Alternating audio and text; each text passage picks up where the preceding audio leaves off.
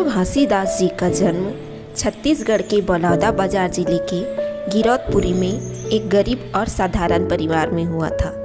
उनके पिता का नाम महंगूदास एवं माता का नाम अमरौतीन था। गुरु घासीदास जी सतनाम धर्म, जिसे आम बोलचाल में सतनामी समाज कहा जाता है, के प्रवर्तक है।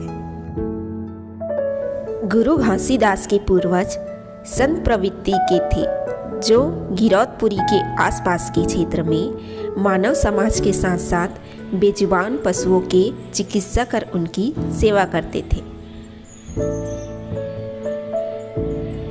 महंगूदास के घर में अनेक साधु महात्माओं का निरंतर आना जाना रहता था और मानव कल्याण के साथ साथ सत्संग भी समय समय पर होते रहते थे।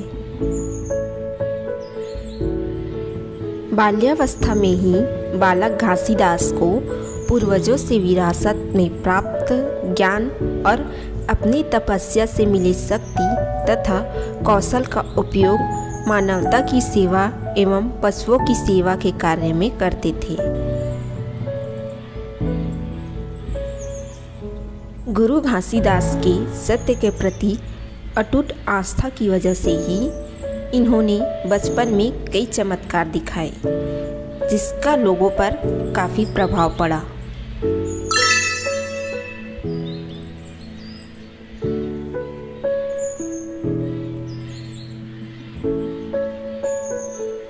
एक बार बालक घासीदास अपने साथी बुधारू एवं अन्य मित्रों के साथ खेलते खेलते गन्ने की बाड़ी में चले गए तथा वहां बैठकर खेलने लगे। उसी समय साथी बुधारू को सांप काट लेता है।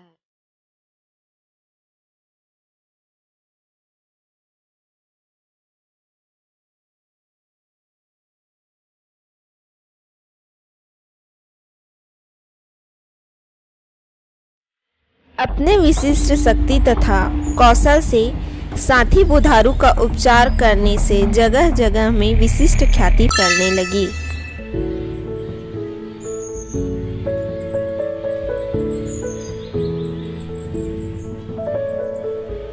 किशोरावस्था के बाद नवयुवक घासीदास द्वारा एकांत में ध्यान चिंतन करना और कुछ असामान्य सा कार्य करना, गुरु बाबा को यह शक्ति उन्हें यौगिक क्रियाओं से प्राप्त विशिष्ट शक्ति से रहा।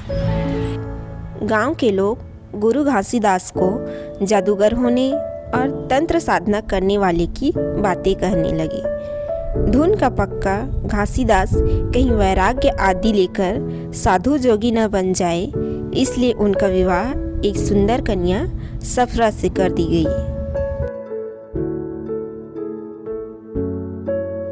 विवाह उपरांत उन्हें पुत्र की प्राप्ति हुई और सब कुछ सामान्य चलता रहा।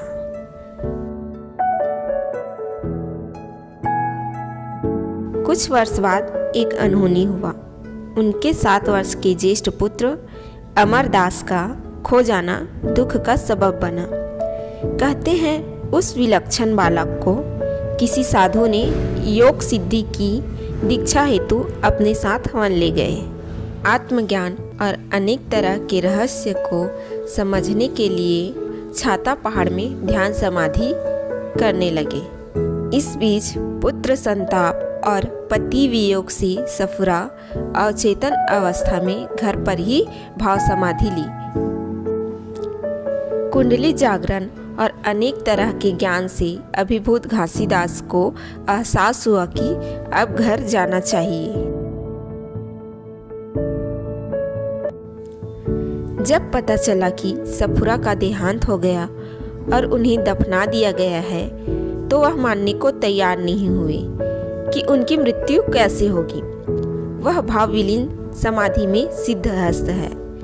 घासीदास ने कहा, उसका कब्र खोदो, उसे जीवित करते हैं। यह बात बिजली की करंट की भांति सर्वत्र फैल गई।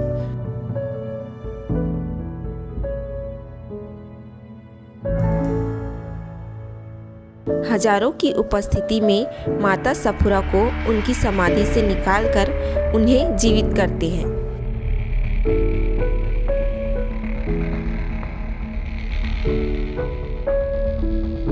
इसी तरह उनकी ख्याति सर्वत्र फैल गई। गुरु भी अपनी विशिष्ट ज्ञान और कला कौशल को सहज योग से सदैव साधते रहे। औरत औरत तेंदु वृक्ष के नीचे उनका ध्यान योग समाधि चलते और धुनी जलाते भीषण वन में तप करते रहे।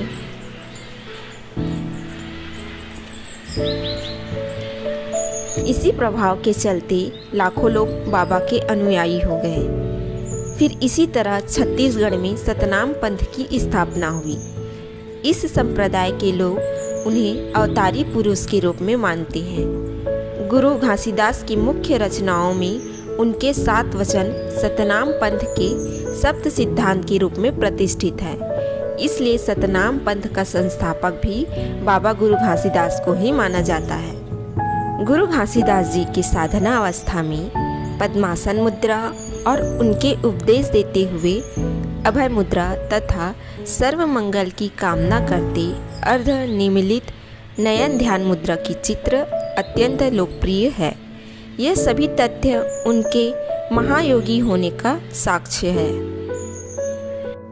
समाज में वे गुरु, संत, महंत, भंडारी, साटीदार जैसे धार्मिक पद सृजित किए, जो अध्यात्म की परिचालना करते सतनाम दर्शन को व्यवहारिक स्वरूप देते हैं।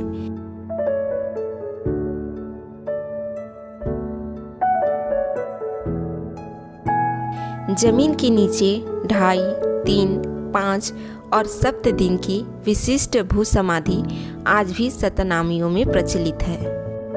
सद्गुरु घासीदास जी की 7 शिक्षाएं हैं। पहला, सतनाम पर विश्वास रखना। दूसरा, जीव हत्या नहीं करना। तीसरा, मांसाहार नहीं करना। चौथा, चोरी जुआ से दूर रहना। 5वां, नशा सेवन नहीं करना। 6वां, जाति पाति के प्रपंच में नहीं पड़ना। 7वां, व्यभिचार नहीं करना। ऐसे ही मजेदार कहानियाँ देखने के लिए आप हमारे चैनल को लाइक करें, सब्सक्राइब करें और अपने दोस्तों और फैमिली के साथ शेयर करें और बेल आइकॉन को दबाना न भूलें।